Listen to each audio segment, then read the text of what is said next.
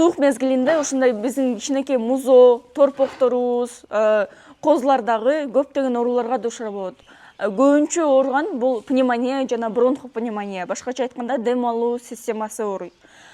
Сиз ошондо антибиотиктерди колдонушуңуз керек. Антибиотиктердин эң жакшы жардам бергендери бул тимутин жана фенолбутазон. Тимутин бул антибиотик. Бул антибиотик көптөгөн ооруларга кетет. Дем алуу, мастит, капутная гниль. Ал эми фенолбутазон болсо жаропонижающий жана противовоспалительный. Экөөнү кошуп, сиз 3 күн дарылап, музоңузду өзүнүн абалына келтирсеңиз болот.